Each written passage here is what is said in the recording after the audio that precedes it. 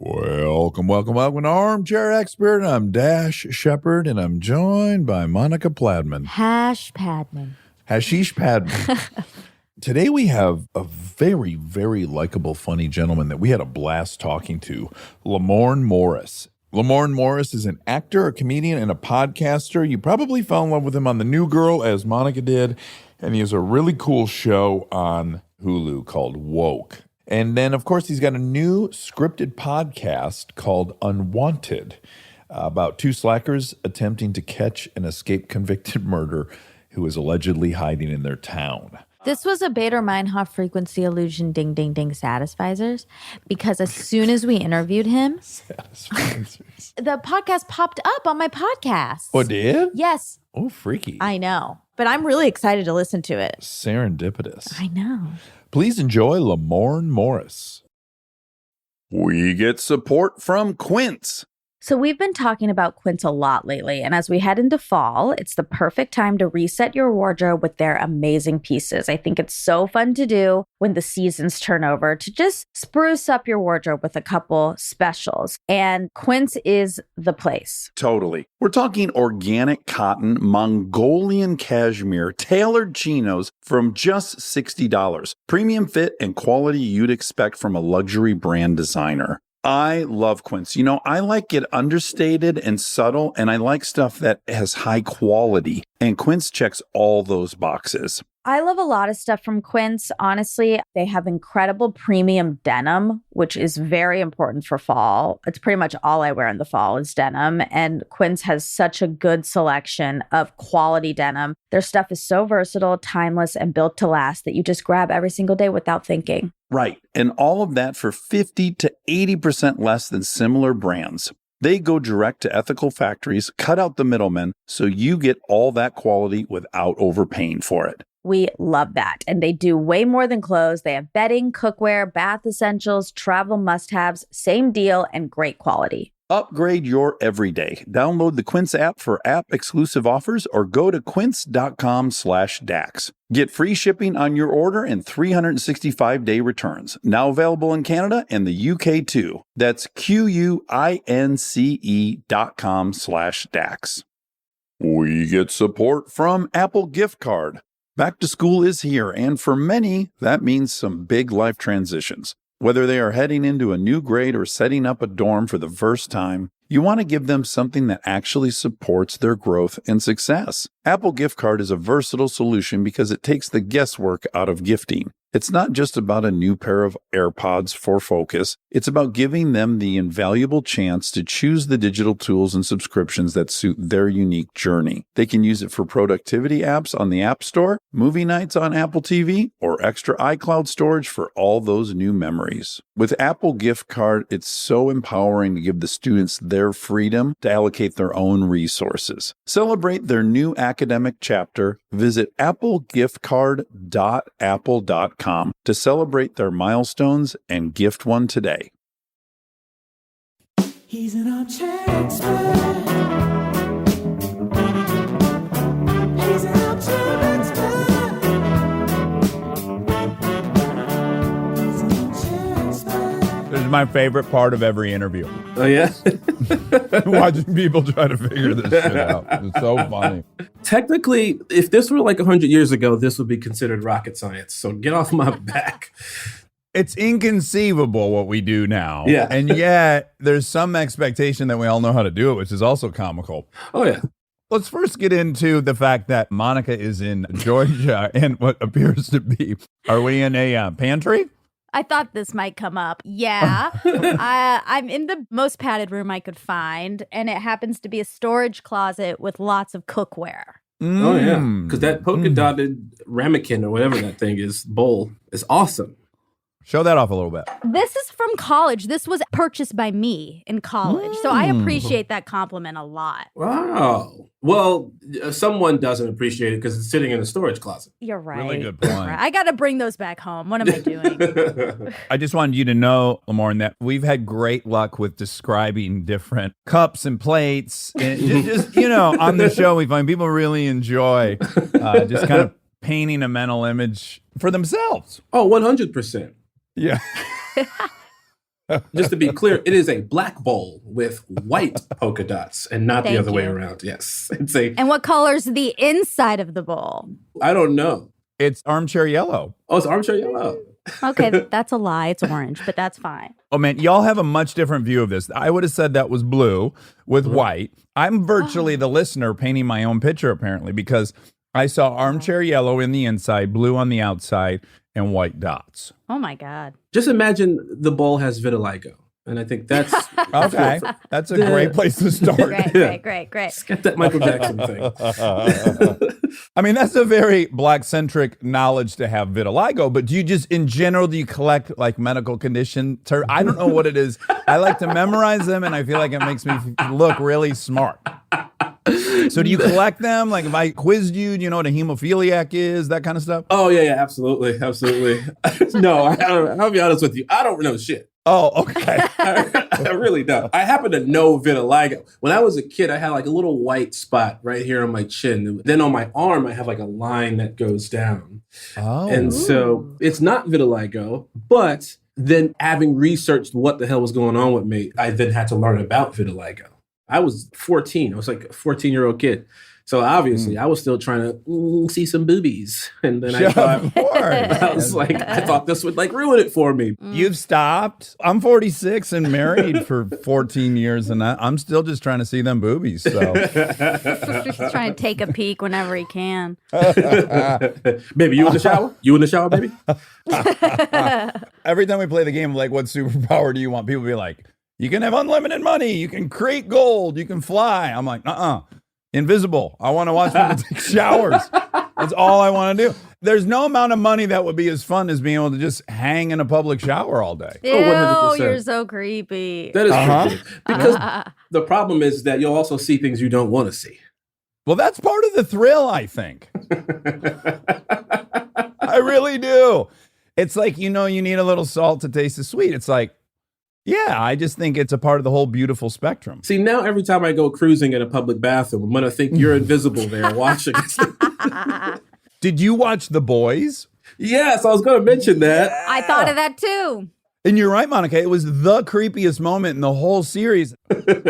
But you would mainly be at like men's locker rooms so you can check out the male physiques.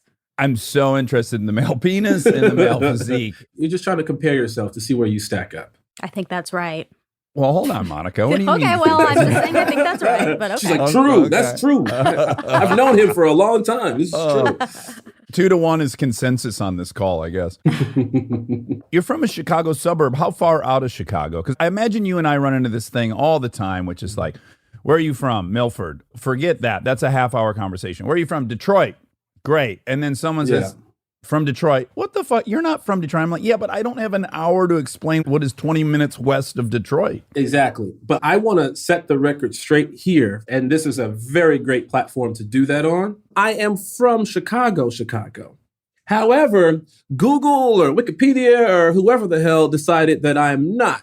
Oh. I went to high school in Glen Ellen, Illinois, which is like 45 minutes outside of the city. That's the problem. I went to high school there. But prior to being 15, I lived in the south side of Chicago. Okay, so then you and I do not have the same problem, other than people believe erroneously that you lived in a suburb. Okay, and I'm to blame for that. So thank you for correcting me. But you're fixing it now. And for that, I thank you. Well, and now I lived in downtown Detroit after I graduated, but for an insignificant time period, but I will lean heavily on that aspect when challenged about my Detroit status. Well, you have to. You have to. I got to. You have to. It's like an army brat. If they want to say they're from Germany, damn it, you're from Germany. Also, we were dead broke for about 3 years when my mom left my dad. But when I tell the story, it's more like 9 years. We were living in a van. My mom was borrowing food from neighbors. So what did mom and dad do in the south side of Chicago? My mom worked at the post office for, I want to say, maybe 40 years. Ooh. Something like that. Wow. Yeah. So she retired a little bit ago. My father, that's a whole other story. Oh, it sounds like it's my favorite kind of story. Yeah. Bingo, bingo, bingo, bingo. When I was a kid, I remember him being an electrician. And he probably was. He was also very athletic. Right now, he lives in Belize, and he's a soccer coach for the Belize national soccer team and the track team. No shit. Wow. Yeah. Wow. But when I was growing up, there was a whole kind of drug middle ground there. Okay, now we're getting somewhere. There was that. There was the drug dealing and that whole thing. And that was going on for a few years when I was a kid. Did he get sober? Got sober, is clean now, lives in Belize.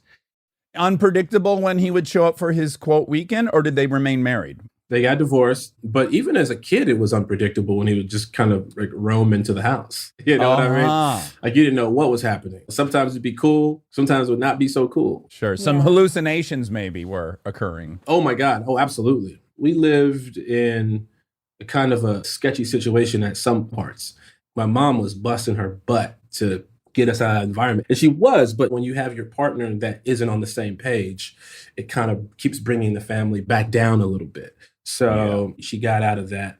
Do you have siblings? Yeah, man. I got 40 brothers. And Wait, so my I just God, realized congrats. your father's Dennis Rodman's dad. You could have just jumped right to that. I have 2 brothers and a sister, and I have a half sister. My father has another kid. I have a half sister. But like in our family, it was interesting because my cousin then became like my sister because my mom kind of adopted her. So she's like my sister as well. What a mom. She was dealing with all that and took on another child as well. I'm sorry, I just got a note from someone. Okay, continue. Sorry. No, someone really did bring me a note. Yes. For real? Yeah. I thought that was a bit, but I didn't So did I. understand it. I couldn't wait to see where this was going. We'll get to that. We'll get Oh, to that. can't wait. Did your father's lawyer just contact? My I lawyer know. just said, don't talk about your dad. No, but my mom is great, man. My mom is a superhero. It's like she truly is. Like, I think about all the things that stress me out on a day-to-day basis. And then I go, but she raised 4 kids and 5 kind of, and then had to Yeah. work and then had to still be a funny individual. My mom's hilarious. So she still found the humor in everything. Are you middle? I'm the youngest. You're the youngest. Oh, Yeah. baby boy. You don't strike me as the youngest. Can I just generalize? I'm very mature. You're very mature, but you're very clearly like a peacemaker, which is generally like the middle child. That's true. However, what you don't see is that I always start the things too. Okay. I'm an there we go. instigator and then a peacemaker. What full service you're offering. Soup to Wow. nuts. Yeah, it's like this hero complex. Like, I want to save the day, so I'll cause the problem first. Was it you and I, Monica, the other day was saying, my family creed is we do not start fights, but we do finish fights. And Monica, how did you feel about that? I'm not crazy about that. I think if you're finishing the fight, you probably had something to do with starting it. Yeah. I had this discussion with my brother the other day about that. I come home, my brother and a couple buddies are drinking in my kitchen, and my brother doesn't drink that much. But when he does, he talks a lot. And he's normally not. He's normally a really quiet guy, super introverted, just like a chilled out dude, very mellow. But when he drinks, he'll start talking. I come home and my buddy Kyle is like, so Lamorne, all those stories you told about your brother beating people up, you failed to mention was that you were starting those fights. And I was like, what are you talking about? So he goes through a list of all the times he had to like beat somebody up in high school for me. And like, it always tracks back to how I started that fight. Sure. So I was like, oh, kind of. Oh, man. My brother taught me the hardest lesson ever in like first grade. The toughest kid in my elementary school. He's like 2 grades ahead of me. We're walking home. We have the same like walk home route. And I can see my brother's in the front yard of the house. So I start instigating a fight with this guy. And I'm letting him hear it. You're a bully. You're an asshole. People hate you, you know. And it does crescendo right when we get to my house. But my brother hears me saying all this shit to him. And finally, he turns to kick my ass. And I look at my brother like, time to get to work. And he goes, you're taking this. And I just got my ass kicked by Craig in front of my brother. And I learned a good lesson there. I thank him for Never it. talk shit to a guy named Craig. No. Whose father has lied about his age so that he can play professional baseball, which ended up happening. He was Dominican? He was like, yes, he's no. He was as white as they get. Cop dad. But it was always confusing how this guy was so huge. You know, he was drastically bigger than us. And then it was later revealed that they had lied about his. He started kindergarten at like 7. Jesus. Oh my God. Craig. Your penis is massive, man. Yes. So much hair in 5th grade. Thus began your proclivity to see men's penises and bodies. That's how it started. He was probably like, wait, I'm in 4th grade. I must have like hair suit issue or something. Okay, so you're from Chicago, so it makes a ton of sense. But I did have my formative years in Glen Ellen as well. And is that largely a white suburb, I'm guessing? Oh, yeah. There were a few black kids in our school. I think like a class of like 2,000, I want to say, but there were maybe like 6 or 7 black kids. Oh, wow. Very outnumbered. Very much so. I've seen this go both ways. One way it's gone is like there's a unicorn there and every girl's in love with this guy. I've seen that. And then I've seen it goes as bad as you can imagine and it's just torture for the human being. Yeah, it was kind of middle. Okay. So, yes, kind of like a unicorn. However, we weren't the first. It'd be different if we were like the first black kids to show up. Then it'd be like, oh, let's play with their hair. Oh, let's touch their bodies. Oh, gosh. But that wasn't the case. We were like the newer black kids that showed up. So the black kids who were already there, they had taken over already. Yeah. The novelty had worn off. Right. Although not very racist. I mean, you had some remarks here and there from some people, but it wasn't like that. A lot of my friends are white. A lot of my friends are Indian. A lot of my friends are Hispanic. My best friend's Indian. Yeah. I know a couple Indian people too, upstairs. Yeah, there's a few. So it was like a well-rounded group of folks. It just happened to be predominantly white. Different religions. It wasn't like being in the deep South or something like that in the predominantly white neighborhood. Yeah, and I think I'm 8 years older than you. Is that right? You're born in 83? 83, yeah. Mm-hmm. Okay. Again, I went a suburb of Detroit, but really hillbilly, like not good. And people my brother's age, the things they did on Halloween that was acceptable and stuff, that had already changed by the time I was around in 93 going to high school or graduating in 93. And then, I would hope it got better, but like unacceptable to be gay in 1992 in high school. I mean, just absolutely unimaginable for anyone that wanted to be openly gay. Right. And I sure hope that's evolved. Yeah. We had a kid in our school, and I remember this was the first time I ever heard of anything like that before. He was a trans lesbian. Okay. And his name was Kat. So born a boy and then identified as a girl, but was attracted to women. Bingo. And I would have thought that I would have been shocked by this. But I just remember a lot of kids were. And I was always just like, I didn't understand what the big deal was. And I think a lot of it had to do with the fact that we were only a few black kids who had to deal with certain things in this environment as well. So it was almost like we were like teammates in a way where you're like, you see this shit we got to deal with, man? Like, you know? Yeah. Outnumbered 300 to 1. I know. So yeah, but again, it wasn't one of those places where it was outwardly frowned on or anything like that. Until this day, like I said, most of my friends still come from that place. I love going back to visit. Again, little incidents here and there, but like I said, I was kind of right there in the middle. I would guess that what you maybe dealt with more is this thing that I think it's the thing I couldn't deal with if I were black. I feel like I could deal with just straight in your face racism. I couldn't deal with the like super concerned liberal who I would have to console. That's the thing that would drive me absolutely mad. And I have to imagine you ran into some of that in that progressive liberal school. Kind of. Are you meaning like little microaggressions here where people don't know they're being racist, but they're overly concerned about your well-being? Yes, like they express like this, oh my God, I saw what happened to George Floyd and I'm just devastated and I can't believe this is happening to you. And when is this going to change? And then all of a sudden you're in the position going like, I know, I'm sorry. You know, we're going to march. We're going to like, you start trying to build them up. And it's like, oh, what? Let me tell you something, man. That shit happens all the time, especially this past year, dude. I mean, my DMs were just like, hey, I'm just checking in with you. I'm like, for what? Like, It's so well intentioned, but it's so brutal because now you got to fucking. I have to put that emotional fire out. I didn't start that fire. I didn't. But again, that type of stuff has been something that has been going on my whole life. But I didn't identify it until this past year. I was going to say, like, Monica and I watched the Rodman documentary, which was fascinating. Mm-hmm.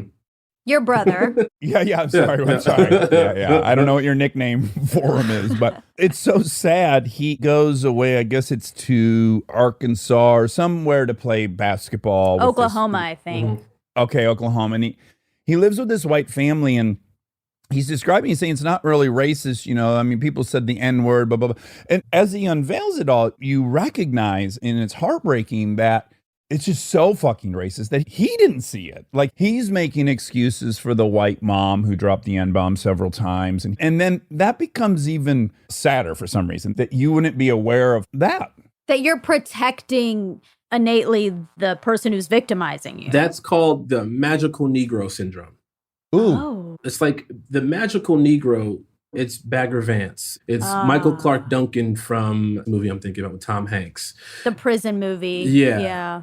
When you walk down the street, and I didn't know, I used to do this all the time. I had no idea I was doing it. You walk down the street, the stereotype is that if a white woman's walking and you're a black man, you got to kind of show that you're safe. This happens to me today. Well, Yeah. They grab their purses, they walk across the street when they see me coming. So you smile. You gotta smile really bright from a distance so they know you're safe. I'm unarmed. That's to put yourself in a positive mood, show that you're okay, for them to feel better about themselves. That's you being the magical Negro to help them. I know what Monica's going to say. Yeah. I say it Yeah. all the time on here. I bring it up all the time. Whistling Vivaldi is a book about this college kid at like Columbia or Chicago or something. And he realized that if he started whistling Vivaldi on his walks, then people would not start moving across the street or looking scared. Like that put them at ease. But if he just was walking like normal, people would like cross If he was the whistling street Wu-Tang or- Clan, you know. Exactly. Move, bitch! Get out the way! Get out the way, bitch! Oh, God. Yeah, that could go sideways quick. Yeah. But he should be able to. He should. Now I'm very unapologetic. Now I don't do that anymore, but I identify there are times where it feels like I have to do it and I just don't do it. Yeah. You do it sometimes when you get pulled over, when you're like, hey, what do you need? What do you need from me today? I just want to go home. When I get pulled over, I quickly pull the poster for Chips out of my back seat. I'm one of you. Oh, it's just me. I made this whole movie about you. Don't you feel flattered and want to let me go? Oh, I got handcuffed maybe like last year, about a year ago, something like that. It After you shot Woke? was right before. Oh my God. Really quick, can I tell Monica? I watched Woke last night. Really fucking great pilot. I Oh, cannot thank wait you. to watch the rest of that. In the pilot, Lamorne, he's playing a cartoonist based on a real guy. He's not dipping his toes in anything controversial. He's just cruising through life. And yeah, out of nowhere, he gets tackled and fits the description of a suspect. And it's clearly incredibly traumatizing and he's trying to shake it off. But okay, so. I had already shot the pilot though. On New Girl, I play a police officer because I wanted to. We were playing around with a bunch of storylines and I just asked if I could play a police officer. I've even written an episode about it. Like, I have love for cops. I just remember trying to stop a fight between a friend and like this security at a bar or something. Like, it was late night, we were all drinking, but I just remember seeing like a friend comes up and he goes, hey man, is that your buddy being beat up? I was like, what do you mean? I look over, it's like 5 security guards on my buddy. And I'm like, what the hell? So I was like, let's just get him out of here. So I get him out, I call him an Uber and we're walking. We're walking maybe like 2 blocks away from this place. And then next thing you know, the manager in security is following us. And I'm like, what did you do? Like, why are they now following? We are 2 blocks away from this establishment. They are hot on our tail. But he's super calm. He's like, let's just go home. I just want to go home. But all my friends are still in there. I haven't paid my tab yet. So call Uber. Uber comes up. Next thing you know, the police pulls up in front of the Uber. And then he just looks at us and goes, which one is it? And the manager of this place, I remember him looking at both of us and goes, get these niggas out of here. Like, And I was like, what Oh my the God. fuck? That's when I started getting pissed. That's when I started to go, Yeah. hold on. And then it turned into them cuffing my friend. And now I got my phone out going, what's going on over here? To be fair, the police officer was fine. He wasn't doing anything out of the ordinary. It just got out of the ordinary once him and I had a conversation on the side and we were talking about how he knew that I played a police officer on TV. He made a joke like, you should already know, man. You got to give me some space, you know? And like he's being funny about it. And I was like, all right, cool. But then another officer comes up and just cuffs me.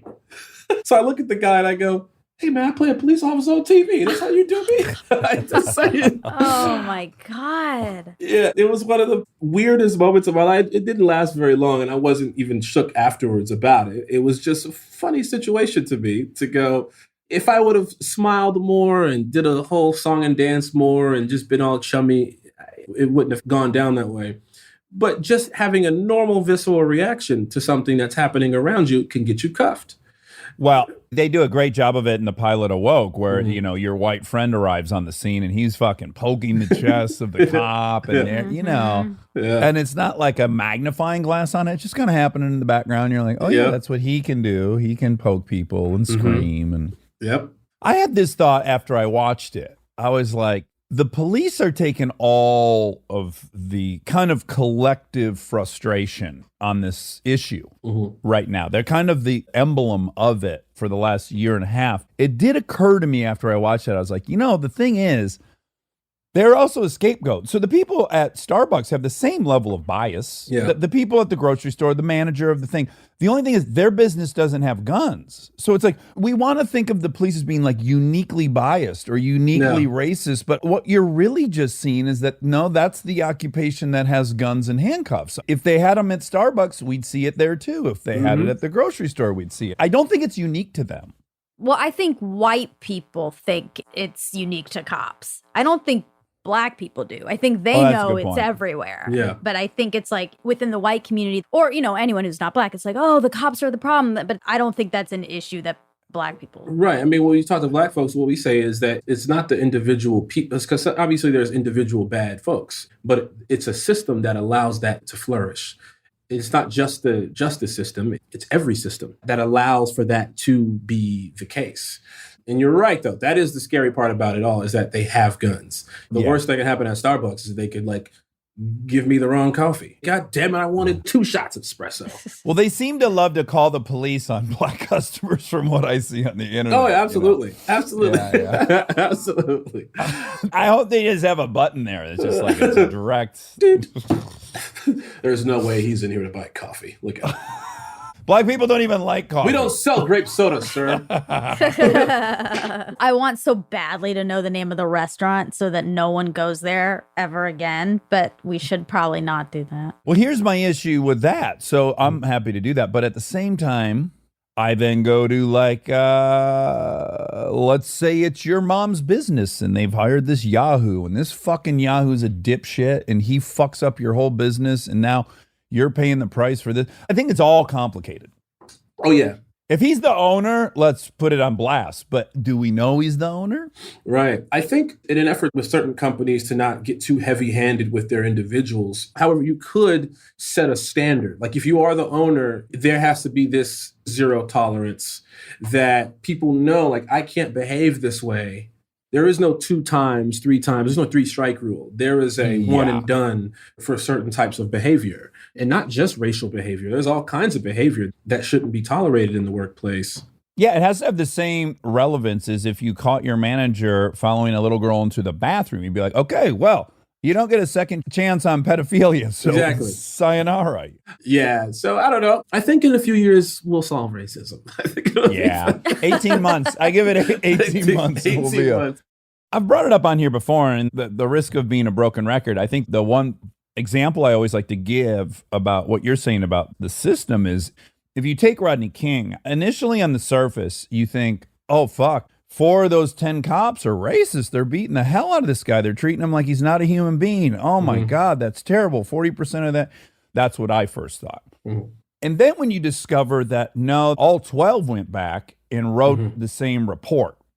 And then you go, okay, wow. So even the people that weren't beating him up or maybe would have never chose to do that, They still know how to operate in the system, which is protect those guys. Mhm. And then it goes up. It goes further and further where you just realize, oh, okay. And then that report. So, yeah, you see the system at work and not Yeah. just the individual's racism. 100% that's the system, dude. I like to say, like, if me and my brothers were out doing just dumb shit as kids, and then we came home and then, like, our dad, like, had it swept under the rug for us, I'm not going to be mad at that because that's my brother. We're sibling. And my father's like, well, I got to do what I got to do to protect them. But to the neighbors, they're like, these kids, man, and their fucked up dad, always getting them out of trouble. It's that household. It's that dad. It's that overseer who needs to figure out, okay, you did something fucked up. Like, eventually you got to pay for that. So I'm not going to sweep this under the rug for you. If you're an officer and you did something fucked up, you got to pay for that. It's rather simple. So for the officers, first of all, don't do fucked up shit. But even for the ones who are just kind of standing idly by and maybe not hitting the person, but they're helping out by writing the exact same report, they are just as guilty. But at the same time, I could see the pressure for them to have their brothers' backs. It's like this weird fraternity. It's kind of scary, right? Yeah. Well, that's the complexity no one really wants to address, which is this is the ultimate in-group. These are guys who storm into unknown situations that quite often on the other side of the door is violence. And so they have a bond. I think it's really complex. It'd be easy if we could go, oh, no, these people are this way, and this percentage is racist, and the system is 72% rate. Like, unfortunately, it's just so much more complicated than that. It's people who rely on each other to stay alive and go see their kids. So there is a bond there that's a real bond. And that does not excuse it, but it does help explain you can definitely get some explanations out of it. It's not lost on anybody that it would happen. We go, I see why it happened, but let's talk about the dude who did this now. Let's talk about this individual. Yeah. But it's as old as Boys in the Hood. If you watch Boys in the Hood, they did a great job of showing there's a racist as fuck black cop because that in-group of being cops, it's sometimes more powerful than whatever in-group being black 100%. Like I said, man, it's that brotherhood. It's that fraternity. Like, no matter what, we stick together, which is why I didn't join a fraternity. I didn't either. And I have to admit, and I think there's a character defect, not a virtue, I'm generally predisposed to not like people that were in fraternities.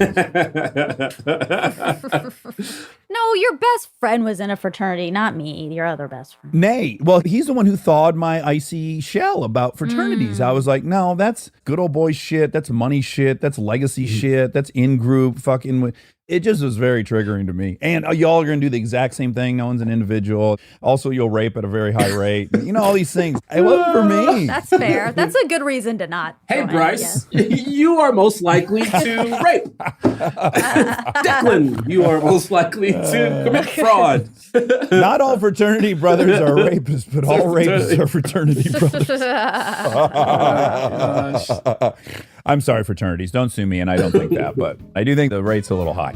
Stay tuned for more Armchair Expert, if you dare. We get support from Skims. Oh man, do I love Skims. I've been living in the Skims lightweight cotton collection all summer, and I have to tell you, getting dressed has become so easy. I just throw it on. It just feels right immediately, whether I'm grabbing coffee or I'm on the couch all day or I'm out, even going to dinner. The cotton is so lightweight and breathable, which in this heat is a non-negotiable. The cotton jersey t-shirt, I just need everyone to know about this one. This one hugs in all the right places. It's very soft and it still looks and fits the same after months of washing, which is very hard to do, I feel, with t-shirts. I've been wearing the black cotton jersey t-shirt with basically everything all summer long. It goes great with any patterned skirt or shorts or pants. I mean, anything, truly. I believe that's probably my favorite piece from the cotton collection, but they also have great lightweight cotton thongs that are so comfortable and they're cute. That is a very, very hard mix to achieve, especially with undergarments. I feel if you can find some that are cute, but also comfortable and do the job, that is a win. And Skims has really, really figured that out with the lightweight cotton collection. Shop Skims cotton and all of my favorite pieces at skims.com. After you place your order, be sure to let them know we sent you. Select podcast in the survey and be sure to select Armchair Expert in the drop-down menu that follows. This podcast is brought to you by Squarespace. We've talked before about Rob building our website on Squarespace, and I bring it up again because it's a perfect example of what they do well. Rob had all the pieces, the content, the vision, the ideas, but he needed something to actually take all that and make it public facing. And Squarespace was that bridge. Maybe you're in the same spot. You've been developing something, a business, a skill set, a body of work, and it's been private. It's been yours. But at some point, you're ready to put it out there, and that transition from private to public can feel like a huge leap. Squarespace makes it feel like a step. Beautiful templates, built-in SEO, email campaigns, scheduling, analytics, everything you need to go from "I've been working on this" to "here it is, come find me." All in one place, no code, no stitching together a bunch of different tools. So if you've been sitting on something and waiting for the right moment, this might be it. Head to squarespace.com/DAX for a free trial. And when you're ready to launch, use offer code DAX to save 10% off your first purchase of a website or domain. We are supported by Walden University. You know that feeling when you've been thinking about making a move, going after the degree, the promotion, the thing you keep telling yourself you'll get to someday? Walden University is built for that moment. For over 50 years, Walden has helped working professionals get the W, the knowledge, the skills, and the confidence to create real change in their careers and communities. Their programs are designed around your life, not the other way around. With Tempo Learning available in select programs, there are no rigid schedules or set weekly deadlines. You move at your own pace. And Walden's faculty aren't just academics. They're practitioners who bring real-world experience into everything they teach. From your first class to career coaching and beyond, Walden is your partner the whole way. Take the first step and learn at a pace that works for you. Visit waldenu.edu. Walden University. Set a course for change. Certified to operate by Chev. This episode is brought to you by SoFi, the all-in-one finance app where you can bank, borrow, and invest all in one place. Let's talk bank accounts for a second. The average bank savings rate is 0.39% in interest. You're earning pennies on your savings, but it does not have to be that way. With SoFi high yield checking and savings, the money barely making moves sitting in your savings account can earn over 8 times the national average savings rate with eligible direct deposit. No account or overdraft fees, which feels rare these days. You can get your paycheck up to 2 days early, perfect for getting ahead of a bill or grabbing what you need right when you need it. Plus, get up to a $300 welcome bonus when you sign up with eligible direct deposit. Sign up for SoFi checking and savings at SoFi.com/armchair. SoFi checking and savings is offered through SoFi Bank N.A., member FDIC. Terms apply.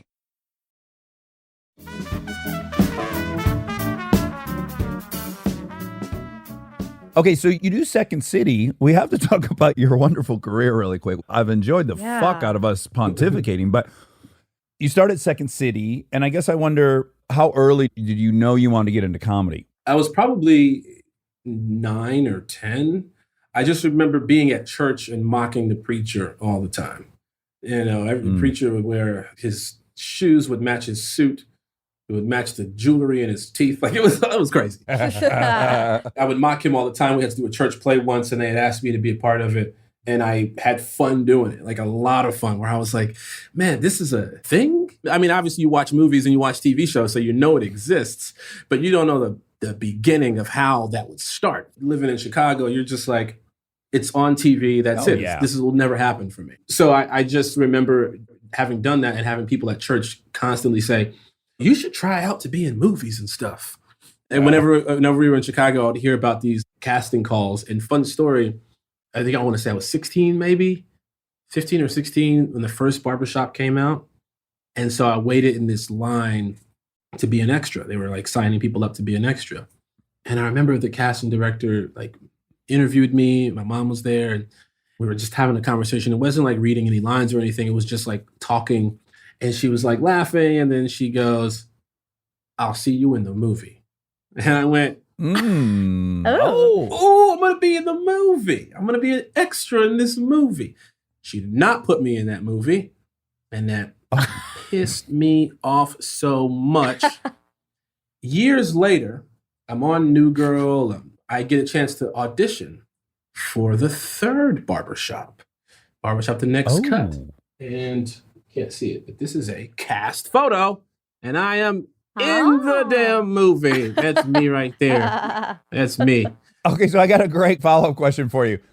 Did you go, see, fuck you, or did you go, goddamn, she was right? It just took two more. She's a genius. There's a lot of ways to go That with casting director experience. was Dionne Warwick. She was very psychic. It was Miss Cleo. No, I didn't throw it in her face. I was very disappointed that I wasn't an extra in this movie because it was my first opportunity, and she looked me in my soul and lied to me. Well, welcome to this business, huh? I know. I was like, oh, so this is how it is. Until you're there, until that check clears, you're not in the movie. It makes me think of a story that none of the three of us are involved in, but I want to tell it to you because it's just so funny. It's when Favreau was working at Second City, Jon Favreau, and he was same thing. He was trying to get like extra work in a movie, and he got some extra work in the movie Hoffa. And all he had to do is he had to like drive some box van through the background, right, while this scene's going on. And he's a smart guy, and it occurs to him, it was a night scene. No one's going to be able to see me in here because they haven't lit me. So he turns the interior lights on. He gets like the visor down, the light on, right? Oh my gosh. And he actually sneaks through a couple of takes before someone realizes, like, why is the fucking extra completely lit in that van? And they got to throw out all those takes. Oh my God. Why is he delivering a monologue? Why is that guy directing Iron Man in the back? Yeah, so then I was in high school and I used to get kicked out of class a lot for being silly and telling jokes. And I remember going to detention, and the woman in detention, for some reason, I can't ever remember her name, but she was very instrumental in my career because she gave me a pamphlet for Second City. No shit. And she just said, you need a way to like channel all of this energy. I think you should take a look at that. Had the pamphlet, never looked at it. I then go to theater school. And while I was in theater school, a friend would go and do these little comedy bits out in like the way deep out in the burbs. She's like, I have this comedy group that we kind of play around and try to do shows here and there. And I was like, comedy group? What is that? And she's like, have you heard of Second City? It's like that. And I said, I have heard of Second City. Oh, is that what this was about? And so I go there and I meet a bunch of cool people. And then next thing I know, Second City was trying to get Black audience members because the crowds are all white. There were like Black and brown folks who wanted to perform, but there's no one who could appreciate their material as much. So what they did was we had different tour companies, Red Co, Green Co, all those things, but then they started Brown Co, whereas for like Black and brown performers, I was performing with like Danny Pudi, and I think Keegan-Michael Key started Brown Co. Oh, out of Detroit, yeah. So then when he started that, this woman named Deanna Griffin then came to watch one of my plays because I was just doing theater. And so she came to watch one of the plays and then invited me to Second City to try out. And then that was it. And the rest is kind of history. Wow. I had great classmates. Thomas Middleditch was one of my classmates. Stephen Yoon was one of my, like it was like a really cool experience for me being there. And it wasn't necessarily about the teachings, which were all great. It was more so about the people that you stay friends with and you build with those folks and you watch how they work. And then before you know it, having Second City on your resume in Chicago is great because the writer of that commercial went to Second City. And before you know it, they put you in their commercial. And that's kind of how you... It's a fraternity. It's a fraternity. It really is. I joined one too, the Groundlings, so I don't know why I'm so negative on these fraternities. But they don't have a high rate of rape in these fraternities. That we know of. That I know. That we know of. There's yet to be a frontline expose. There'll be a whistleblower you're right. at some point. You know what's funny is when you're telling the story of the creation of Brown Coat, I'm nervous. I'm like, I don't know. Was this a white guy's idea that wanted to cash in? I'm like, but then when you say Key and Peele, I'm like, oh, yes, this is awesome. Oh, yeah. We had a lot of fun, man. It turned into my life. I was there all the time. Even if I wasn't performing, I was watching a show. You know, you had like 3 different floors of stages. So you'd go watch TJ Miller in a show over here, and then you'd go and watch the main stage over here. Oh, it's the most exciting club to join. Oh, 100%. Monica had it at UCB. It's such a wonderful experience. Yeah, we represent 3 different comedy fraternities here on this. Lucky. It's a special experience. 100%. I tried to dabble at both Groundlings and UCB. When I was in New York, I took writing classes at UCB. I would do some shows. I would perform in like guest spots and like Ass Cat and stuff like that. And then Groundlings, I tried out for Groundlings when I first was put in like level 2. Oh, fast tracked.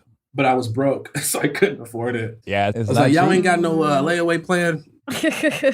Well, and the big difference between Groundlings and Second City is, so Second City, when you're on the stage there, you actually get paid. You get like an equity thing. And Groundlings, you're still paying. You're paying to rent the theater.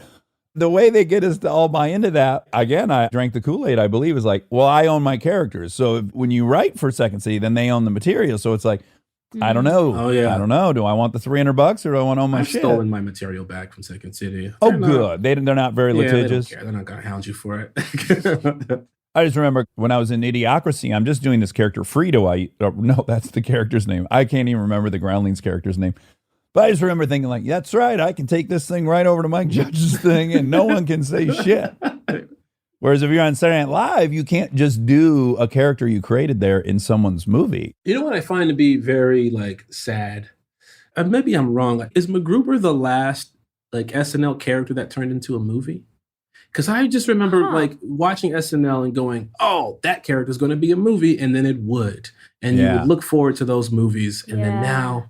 So New Girl is obviously your kind of big breakthrough. You're on a show for 8 years. You touch on something that was really fascinating. The conflicting nature of playing a police officer on TV and just monthly something else is coming out and how that's a complicated situation to be in if you're Black. And then I love the outcome of it is you approached Liz and said like, hey, I'd like to write on this. I'd like to address this.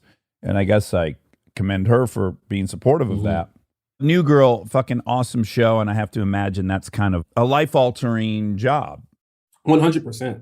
It was one of the weirdest jobs in the beginning, but it turned out to be the biggest part of my career. It was like being thrown into the fire. Even though I was ready for it, I was unprepared for how it started. So that whole process was me auditioning 15 times for that show. Whoa. 15. And I just remember Jake calling me once when I had the role was Coach originally for Damon Jr.'s part. And they offered me that part, but it wasn't until I had accepted another job. So leading up to that, we kept saying, hey, make Lamorne an offer. And they kept going, well, nobody knows who the fuck he is. Like, he's not some celebrity or some shit. Like, why would we give him an offer for a job? But CBS was like, oh, we'll do it. So they gave me an opportunity for a pilot with TJ Miller and Heather Locklear and Sarah Wright, David Henry, Jason Jones. It was a great show, funny show, but it just didn't get picked up.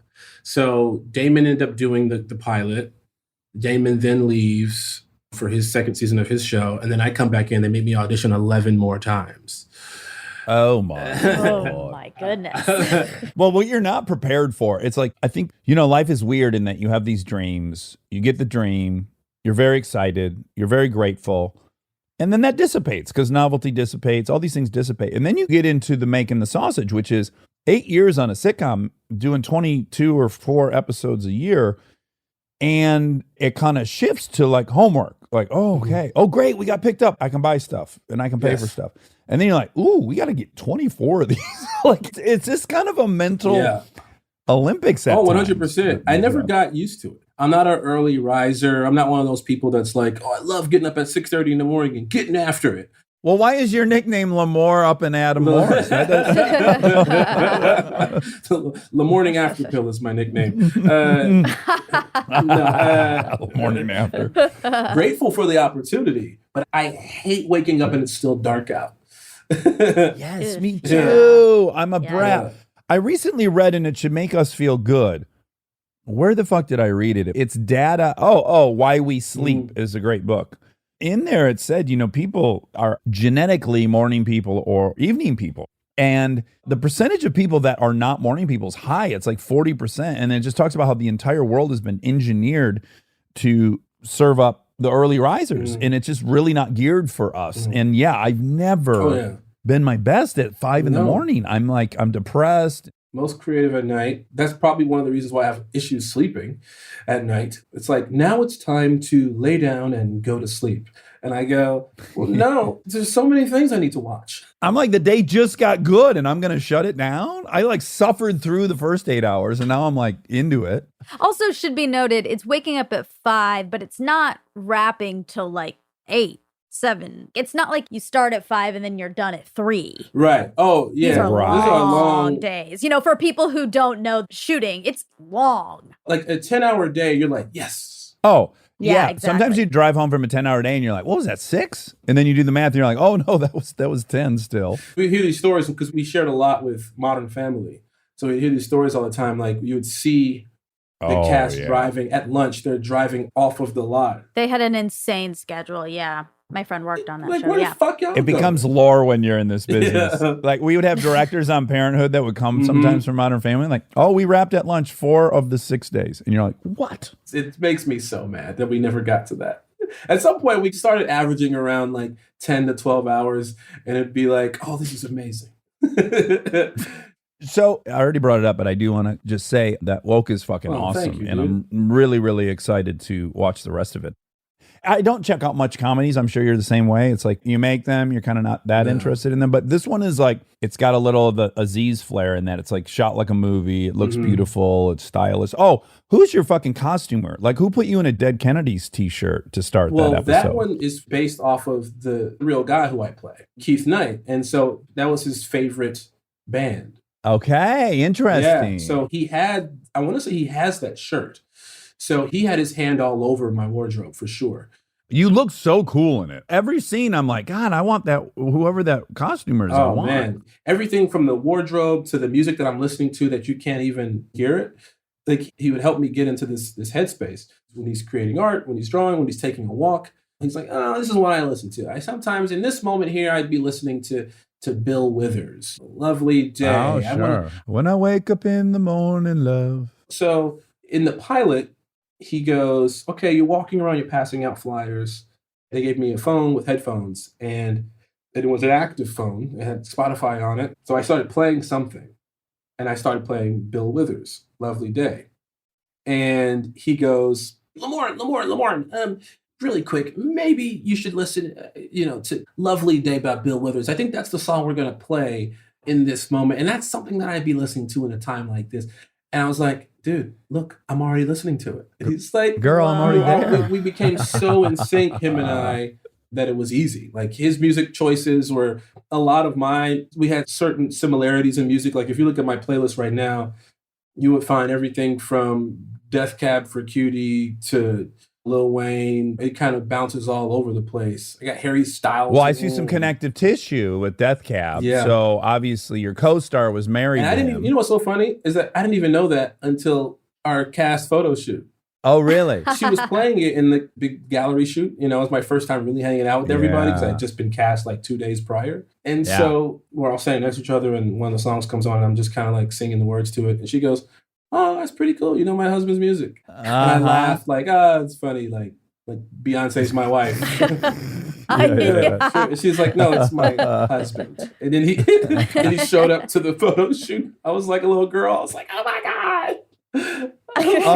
Ben. How about Modest Mouse? Is that in there? Modest Mouse is in there. Man, it's all over the place. I like that. Me too. My go-to for a long time, people used to make fun of me for, I don't know why, was Coldplay. I was like, why y'all so mad at Coldplay? Oh, I love I Coldplay. love Like, why y'all so yeah. mad at Coldplay? Yeah. I'll tell you why they are. You know why they are? Because people are fanatical about Radiohead, and they think Coldplay's ripping off Radiohead. I think that's what I've discovered. I think that's their It issue. could be. I think they just got too popular and people don't want to like what's on the radio. That's true That's too. probably it. Me and these sweatsuits. Monica's been wearing these cool sweatsuits for a Wearing it long right now. time. And then everyone was wearing them in our pod. And I was like, I can't jump on that now. Everyone's got them. And then 9 months later, I get a surgery. And I'm like, I need something comfortable. And I put them on. I was like, ooh, this is my thing. A year Oh, late. man, you got to have shorts. I'm always in a hoodie. Every day, a hoodie and sweatpants. Every day. Yep, It's the move. that's right. It's the Every move. day. Okay, so let's talk about your podcast because I actually have a ton of interest in this because I have noodled with this idea of doing scripted podcasts. Unwanted is the name of your scripted podcast. And I guess what got in my way is laziness. I was like, that's kind of a lot of work. Like, you got to write a script. So should I make it for TV? Maybe there's more money in it. But then you're like, oh, but I could, quote, shoot all Yes. this. Whatever I write, I can record it. Now that's a big carrot to do it. But like from your idea of doing it to actually doing it, what did you learn? So in the beginning, it started with a company called Q Code. They had reached out. They were doing one with Cynthia Erivo called The Carrier.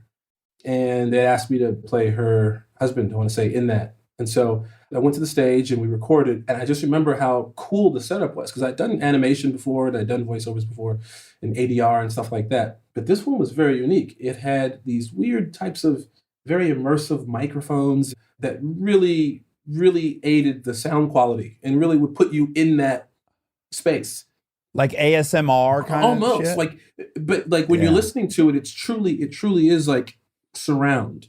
Where if someone drops something over here, like if you listen to it just on the phone, it sounds okay. But when you put headphones in, you're like, oh, someone's behind me, or someone's in front of me a mile away, and it feels that way. And so I was like, that's Yeah. pretty cool. And then they reached out and said, hey, do you have any other ideas? So me and my writing partner, Kyle Chevron, we went through our like list of things that we hadn't made. And this was a movie script originally. Oh, that's Yeah. smart. And so we pitched them a couple things. They really liked this one and another one. And we kept another one and said, we know we just want to make this into a movie. This one, we could definitely break up into 8 parts. Oh, Yeah. fun. And so that's what we did. And the experience, again, I got into it thinking I could have this space, these weird headphones and microphones, but the pandemic happened. And so we recorded everything here in my house with the actors all over Zoom. The co-lead in Unwanted is Billy Magnuson. And Billy, we had done a movie together before. He's one of my best friends. We lived together. So Billy just came by the house and they sent all the microphone equipment, all the stuff, put it in my house. I have like this kind of theater room that's very padded room. You know, the sound quality is very, Like Monica's basement Yeah, the storage cupboard. closet. Yeah. Yeah. minus the vitiligo. But it was great, man. It was great. You learn so much about simplicity and how not to complicate things too much. I'll add one of the most interesting hurdles you have is the general rule in screenwriting is never say something you could show. Like that's a very old tried and true thing. Like don't tell me what Show me. happened, show me what Yeah. happened, or show me the emotion, or show me the action. But this gets flipped on its head a bit. Yeah. But Q Code and their sound team, their sound design team is so good that sometimes you don't have to.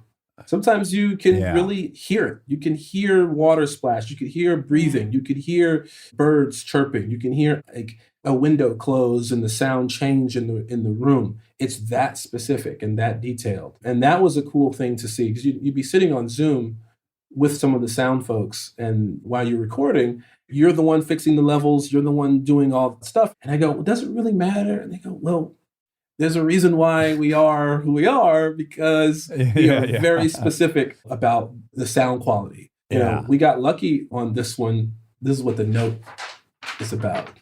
Oh, hit me with the note. Oh, yay. I'm so excited. Great tension, Bill. So the head of their music department, this guy, Daron Johnson, I say Daron like it's fancy, Darren. I was having a flashback of the Key and Peele sketch. I'm Daron. like, is his name Darren or It's Daron? Daron. So he was talking with my writing partner, Kyle, who directed all of these episodes.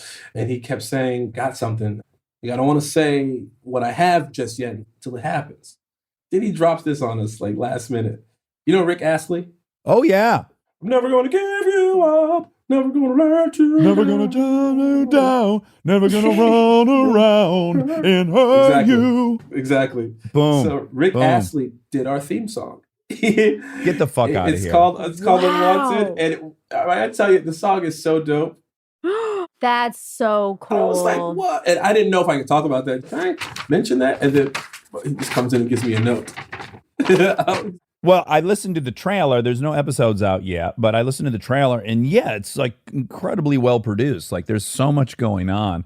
I immediately had anxiety of like, oh, where would we even find a team of like sound designers to make something sound like that? It's just really well done. We are now airing. Oh, you are? The first week we dropped 2, and then last week 1, and today, I think today, the 4th episode just Oh. dropped. Yeah, the only thing that comes up is the trailer for me. Oh, Virgin. You know, More episodes. I'm wrong as always. If you hit more episodes, boy, you do get to a page that has 4 of them. You're in the biz. Yeah, dude. Yeah, I'm in the podcast business, which is embarrassing. We're #1 in fiction for a while. I don't know if we still are. Ooh. I'm happy That's about nice. that. Really quick, just because I didn't do any job whatsoever of just explaining what is the premise of Unwanted. 2 degenerates try to capture the most dangerous woman on planet Earth after she escapes a maximum security prison. And she's trying to recover some stolen merchandise that's rightfully hers. And these 2 guys are like, oh, how hard can it be? She's a girl. And then right. and so they say $1 million reward. I mean, this could change all of our lives. Like we both have issues, problems, things that we need the money for.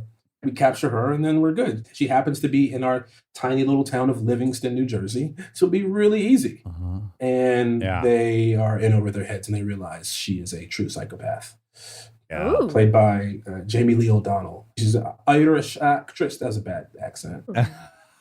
Well, you haven't heard mine. It's just pretty. By comparison, it was probably pretty good. I probably won an Oscar for mine then. In my head, I first have to say Lucky Charms, and then I go into whatever else I'm saying. So Nasim Pedrad, she does this Australian accent, but the only way she can start it is by saying Jennifer Lopez. She has to say Jennifer Lopez. Jennifer Lopez. Yeah, and then that's how she gets into her Australian accent.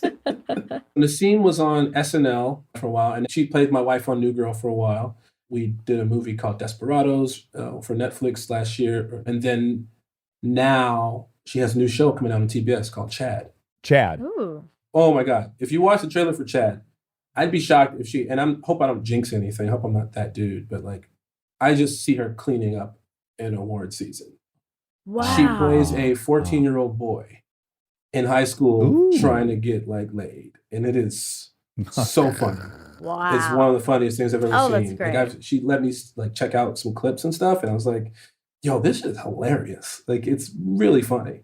Boy, that just brings up a totally interesting thing, which is there's these genres that work so well, and then you realize, well, they can't be done today. It's kind of like, well, how could you do it? Because something innately and will never not be funny is 14-year-old boys' preoccupation with getting laid. It's so important to them. It's rife with comedy. 100%. And yet there's obviously all these misogynist undertones to it. But yeah, if you can figure out a way to skin that cat where it's not me wanting to be invisible and hang out in showers, I think you got something. Let's unpack this for a second. Do you really want to be invisible and hang out in showers with strong guys? I'm so interested in the nude male body. I really am. Endlessly fascinated. Have you ever had to be nude on camera? Yeah. Like full frontal? Yeah. Well, I did full frontal in the first movie I ever made, and then I started dating Kristen shortly after. Well, while I was editing it, and she kind of saw it, and she's like, "That's not going to happen. You're going to take that stuff out." And I was like, "That's my dick. I guess I will." That's right. I will tell you the funniest thing, really quick, is that I'm not afraid to be fully nude, but I have a great insecurity about my butthole. I don't want anyone to ever see my butthole. I'm so nervous about it. Let's just start here. Okay. Nobody wants to see your butthole, man. Like that's not a part of the body. People are like, man, I've been trying to like see that rectum. Well, I disagree. I am dying to see other people's buttholes. I just don't want anyone to see my butthole. And so I was in this movie, This Is Where I Leave You, and I found out I had a lovemaking scene, and I was like, okay, I gotta get prepped for that. I gotta watch what I eat for a few weeks. I think I even got a spray tan for it. And then I arrive and I'm ready to do this. And then I find out I'm on top or just naked on a bed. There's no sheets or anything. I'm not panicked yet, but then I see they put the camera at the foot of the bed on the fucking floor looking up. And now I start thinking, that's going to be my asshole. That's what that shot's going to be. So I even say to the director, boy, I think you're going to get some butthole. And I know that the contract I signed, you can't show my butthole. Yeah. So, you know, whatever. No, we're not going to see it from there. We're not going to see it from there. Do a take of the scene. It's a long scene. And then cut. Director comes in. He grabs a sheet. He's giving us other notes. And then he just tucks a sheet into my butt crack. And I realized at that moment, 1000%, everyone at Video Village was just staring at my asshole for, 4 minutes. Yeah, 5 hemorrhoids? minutes. I don't have hemorrhoids, but I'm surprised I don't. I've had an anal fissure before. Oh, no. They saw the scarring. It's like when you look at like stone and you can see all the years, like the different the striations. Like we can see the mileage of your butthole. All the years of hemorrhoids and fissures. Well, Yeah, just overused. You know, I remember calling my best friend Aaron Weekly, like, I don't know, 5 years ago. And I asked my friend Nate, who she referenced, who was in a fraternity, and I called them up randomly. I'm like, is your asshole completely deteriorated in the last 2 years? Like, I feel like my asshole is totally fine. And now I don't know what's going to happen when I get down there. Anyways. Wow, we've covered such a wide range of topics. I'm excited. I'm about 8 years older than you. And, you know, I'm just giving you a glimpse of your future. Things are not going to get better. I do a daily check. I put legs up, get a mirror, and then I take photos. I send them out to all my friends. You're really on top of it. Yeah. Well, man, it was great getting to talk to you and meet you. And I love all your stuff. Man. And I hope people listen to Unwanted. I imagine it's available everywhere podcasts are available. Absolutely. It's all over the place. Download it or else. Okay. Well, be good, man. Great meeting you. Thank you all. Y'all take it easy.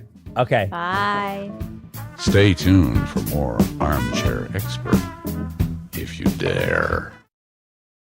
This episode is brought to you by the new Max original comedy series, Stuart Fails to Save the Universe. From the world and creators of The Big Bang Theory comes a new comedy series. Stuart Bloom, comic book store owner and lovable underdog, accidentally breaks a device built by Sheldon and Leonard and kicks off a full-blown multiverse Armageddon. Now, he's on a mission to put reality back together alongside his girlfriend Denise, a geologist named Bert, and physicist Barry Kripke. Along the way, they're running into alternate universe versions of characters you already know and love. Check out the new Max original comedy series, Stuart Fails to Save the Universe, now streaming exclusively on HBO Max with new episodes Thursday at 9 p.m. Eastern. Subscription required. This episode is brought to you by ServiceNow.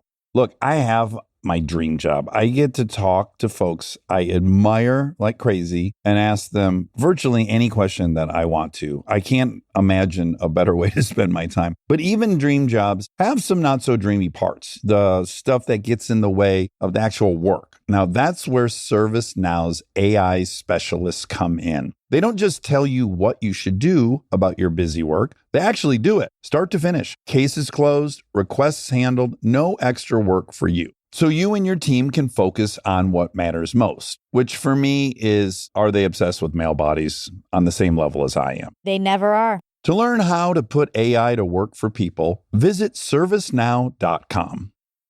Triple shot half-calf oat milk 2 pumps extra foam. Your coffee order might be getting a little complicated. Your toothpaste doesn't have to be. Arm & Hammer Baking Soda toothpaste keeps it simple with a powerful ingredient that works hard for you. Baking soda. That's why it's the #1 dentist-recommended baking soda toothpaste. As you brush, the baking soda particles dissolve to help break down plaque and stains for a whiter smile. So your teeth can feel clean, look bright, and make brushing a no-brainer. Try Arm & Hammer toothpaste. Simple, powerful, clean. Living your best life means being extra where it counts and skipping the extra where you don't need it. Like in your cleaning products. That's where 7th Generation comes in. Their bio-based cleaning power delivers a powerful clean with nothing extra in the bottle.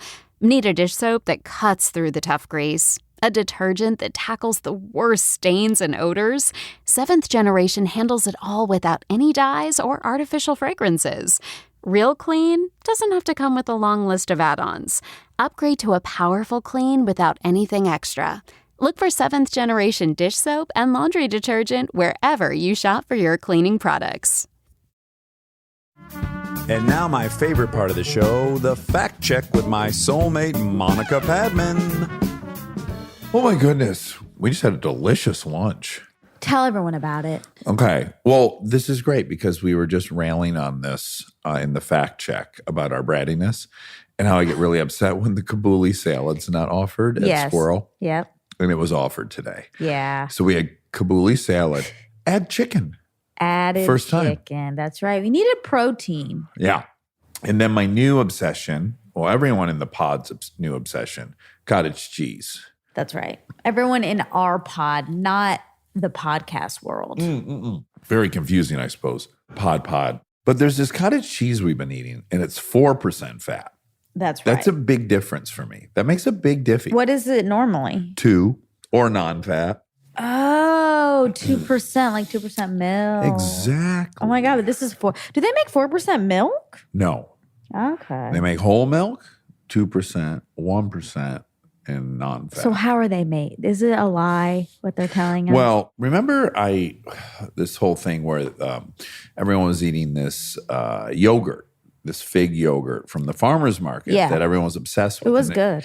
It's delicious. And it claimed to be like 140 calories or something. Mm-hmm. And I got in multiple fights over this. I was like, I don't know what to tell you guys. That is not 140 calories. And they're like, well, look at the label.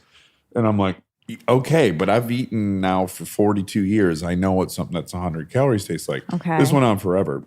Then there was a damn story in the LA Times that they had lied on on their nutritional label. Oh and it turns out they were like 300 and something calories. So anyways, I'm not all the way there with this one, but this one is the label suspiciously promising. Really? Yeah, because it has, let me tell you what it has. Okay, 4 servings and protein, 14 grams. So 40, 16, 56 grams of protein in this thing and only 440 calories. I believe that. It's so tasty. And if we're getting 56 grams of protein and only 440 calories and it tastes that good, that's really suspicious. Oh boy. Well, I don't want to start one of your crusades. I'm not going to, like I said, I'm not like definitive like I was about the yogurt, but I'm just saying this feels a little too good to be true. Okay. I know when things are too good to be true. Your whole life is too good to be true. Actually, I've been thinking about this lately. Oh. You know when people say like, pinch yourself and I'm going to wake up from this or, you know, it's very cliche words about happy moments and a happy life. Yeah. But recently I've been having like some real thoughts about what if I'm sick in a hospital?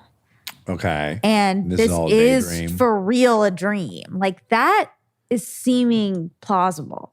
I don't think you're in a hospital.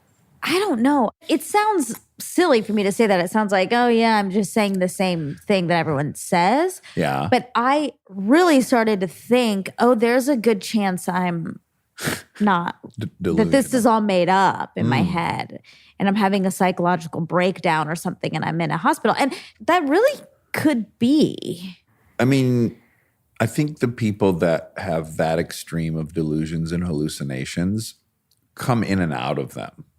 Like you'd have some memories of being in a hospital bed. Really? Like hazy coming out of it and then rejoining this fantasy. Yeah. It's not just that, like you could be sitting in a hospital bed. Are you sure? And for 4 years or whatever. But maybe it's not. Maybe it's 10 minutes. Oh, well, that's a great way to stretch out time then. If this has only been 10 minutes, your life's going to feel so long.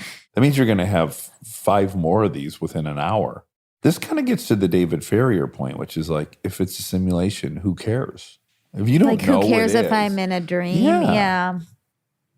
But unless I do wake up, that Don't sucks. lick a gift horse in the mouth. Maybe we're all living in my seizure. Oh, okay. A Yeah. seizure dream? Like Exactly. a fever dream? Correct. Do you know what the expression, don't look a gift horse in the mouth means? I think you've told us before, but tell us because I forget. Okay, apparently in the olden days when you would buy a horse, one of the main things you would inspect is its teeth to see if it was healthy. So you'd like pick up its flappy lips and take a gander at its gums and shit. So it's like if someone gives you a horse, don't examine the fucking teeth to see if it's healthy. Just take the gift horse and keep it moving. I love that.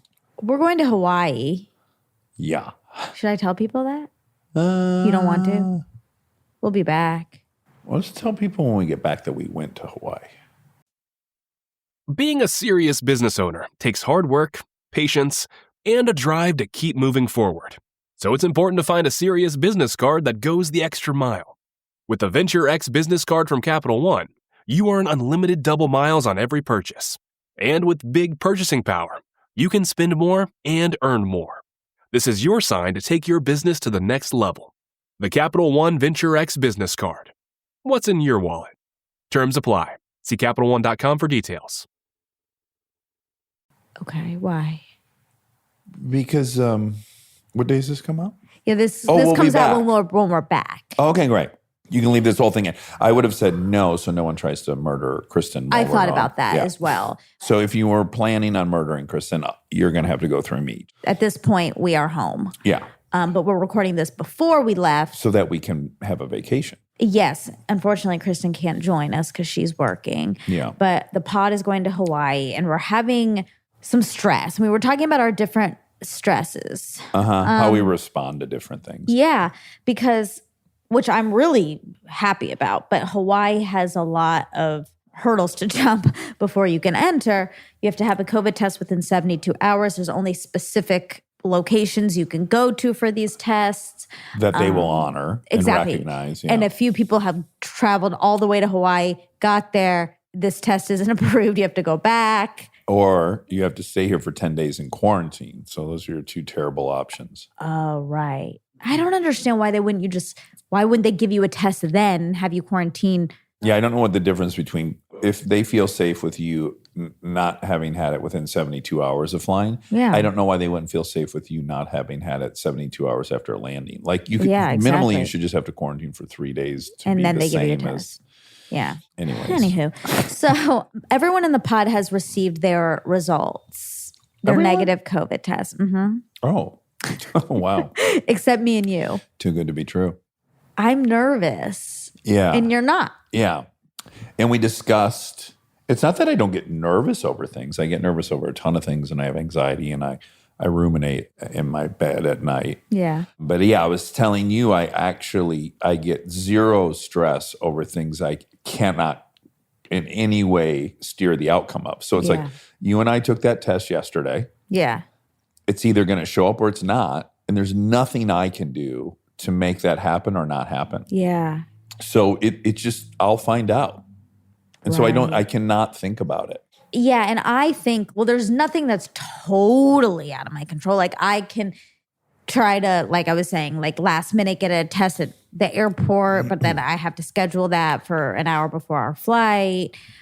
But at what point do I jump ship and decide that's what I have to do? So that's in my head. That's swirling. Well, true, but let's set what time that is. So let's pick a time where you say, okay, it's time to book To do that?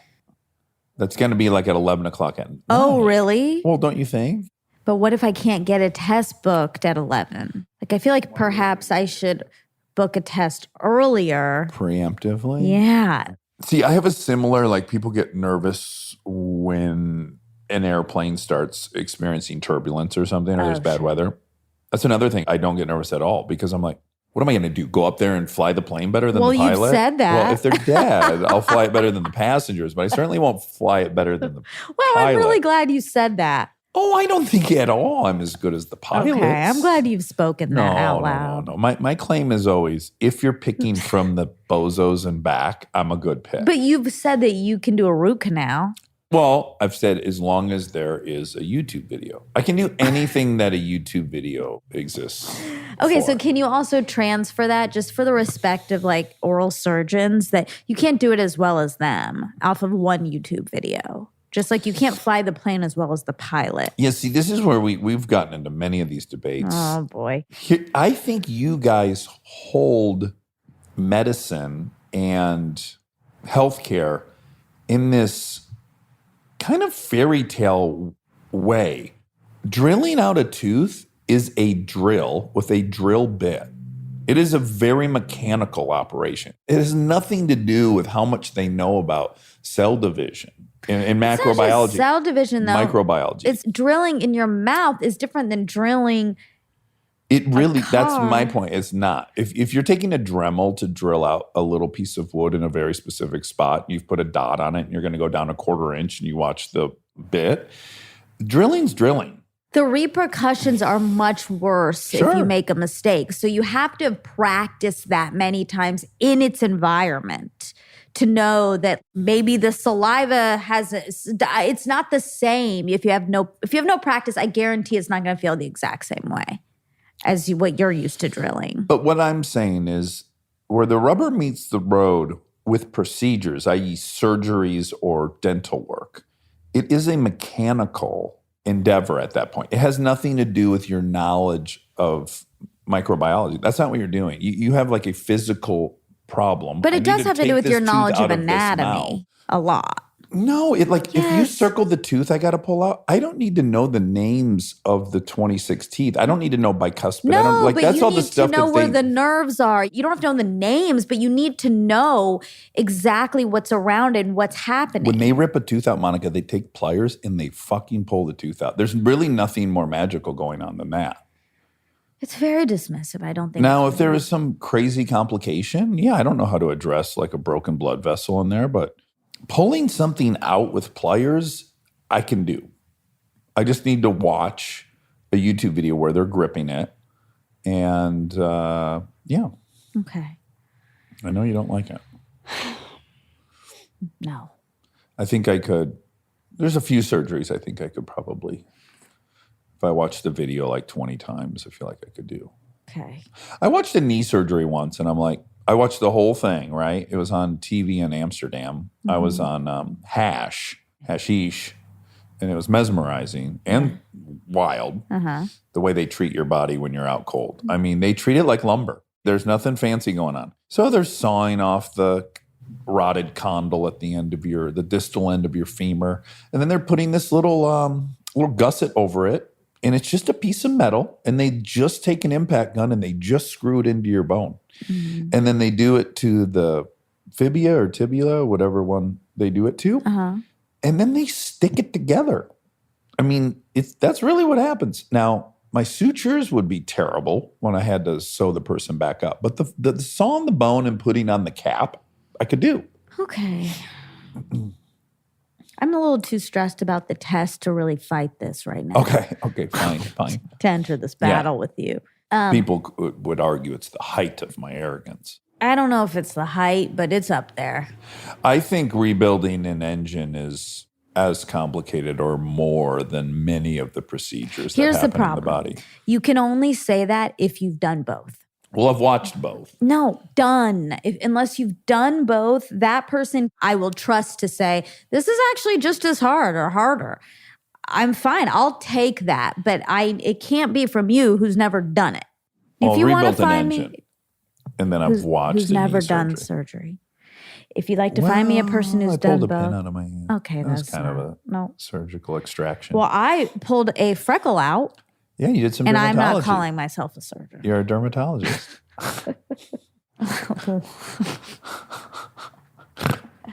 I had a freckle on my hand that I did not like. Which is boggling me. It appeared out of nowhere. I got a little nervous and must be something wrong with it because it shouldn't be appearing out of nowhere in my 30s. So I removed it. I get new freckles all the time. Yeah, I removed mine. I don't know why. I didn't like it. Freckles are great, They are great. but not on you. I'm not crazy about them on me because because I don't have many at all. So when one appears, it's like, whoa. I notice it. Were you afraid it would spread? Yeah. I mean, there's always that chance. I'd love to be overtaken by my freckles because I hate how white I am. I like your freckles. I like everyone's freckles. I just don't like when one appears on my hand out of nowhere and I don't have any others to make a cool pattern or, Right. you know. A constellation. So Lamorne. Really was wild about him. So fun. I enjoyed that conversation so much. What a cool guy. Cool dude. Very. Who wrote Whistling Vivaldi? Claude Steele. Oh. I've talked about it so much. Okay, is MacGruber the last SNL character to be turned into a movie? Oh. Lamorne thought it was. According to my research, it was. Okay, great. And that was in 2010. Before that, Ladies Man, Oh, right. With Tim Meadows. Mm-hmm. Superstar. Okay. That was with Molly Shannon. Yeah. The what you call it should be in that era as well. Which? Austin Powers. Or was that not done at It's Saturday Night Live? not. It's not on here. Oh, that might not be. He might not have intentionally not done that character there because I think he was upset that they owned Gar and Oh. I think I don't want to put words in his mouth. Mike Myers. Superstar, A Night at the Roxbury, Blues Brothers 2000, Stewart Saves His Family, It's Pat, Wayne's World 2, Coneheads, Wayne's World, Blues Brothers. And he misses those. He sure does. But that is true. There have been so many sketches since then that would be funny. Yeah. The comedy genre evolved a lot from the 90s to 2000. Once both Old School and Wedding Crashers came out, it was a real Yeah. paradigm shift. That's These like true. concept heavy things were gone. You're right. It did shift. Yeah. Do you think it shifted since then? I'm trying to think if there's been another shift. Well, I don't know. I don't think one has been successful since. But then, like, I feel like there's an era of like Apatow comedy. Right, but I would argue those are within that. Oh, you do? Okay. Yeah. Okay. Who is the costume designer on Woke? I have 2 pieces of media going at the same time, my laptop and my phone. 2 devices. Set costumer is Chantal Richard, but then there's others. We need the costume designer. I know. It's not on here. But he also said that the creator of the show had a heavy Really hand. involved. Yes. I can't find it. Okay, great. Remains a mystery. Some things are better as a mystery. It should be easy to find that, internet. I don't like that it's not. That's my grievance. So that was Lamorne.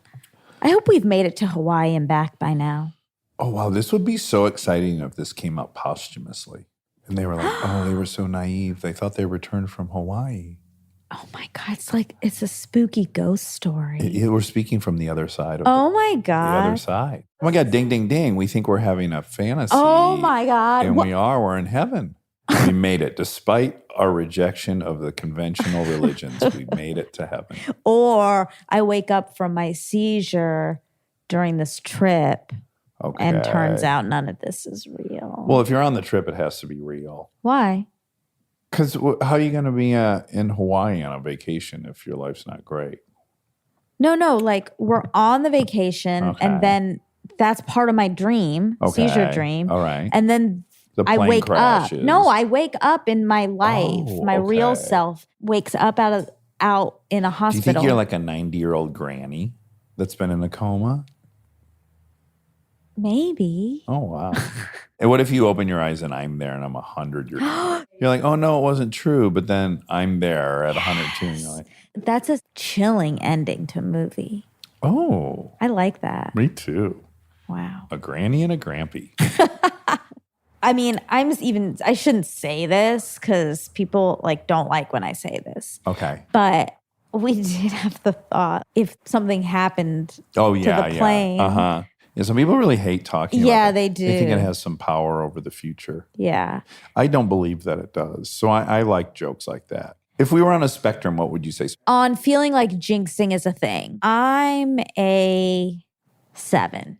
Oh, wow. I'm pretty high, but I'm trying to. But the plane thing doesn't bother you? For some reason, this time around, I am not worried about it. But we were just kind of pointing out that Chris is the only one not on this trip. Yeah. Virtually every single friend she has. And her family. Yeah. Yeah, there's precious cargo on that Yes. plane. For her. Yeah. Oof. Yeah. That's a bad night for her. Uh-huh. Probably don't recover from that one. I don't know that you come back from that. Yeah. But then I also thought, she'd have she could Total start fresh all start. over. Well, that's what when we were saying this joke, and some people were getting mad and some people liked it. Yeah. I was saying, if something that tragic has to happen, I don't want anyone that knows me left to see what I become. So it's almost better for me that nobody is around to call me and see if I'm okay, because I'm not going to be okay and I'm going to deal with it in a very specific way. And it's just best that no one else is around to witness it. Anyway, but it's fine. Everything's We're fine. fine. We're back. And we're We made it. fine. Yeah. What a great trip. Really fun trip. Oh my God. The CBS thing Can't ended believe up Charlie being got totally voted fine. hottest guy on the island. I mean, I can totally believe it, but you're not expecting that kind of ceremony. No, they really presented him with the whole pig and everything. The whole pig. Yeah. All right. I love you. I love you. Bye.